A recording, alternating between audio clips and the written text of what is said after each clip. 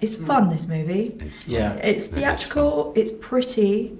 It's, you know, it's a lot of sort of fairy tale qualities to it, I think, which is nothing I really associate with Wales. Well, Wales is very, like, mysterious, you know, and it's an ancient country with great history and complexity, and I think this kind of movie for Welsh audiences, they can go on that journey, you know, of feeling like they're on a ride, you know, that they're going to somewhere else, even though that it was filmed in Wales. At times it feels like it could be anywhere in the world, and I think, you know, the Welsh in particular, they look out quite a lot, going, oh, I wish I could reach and touch that.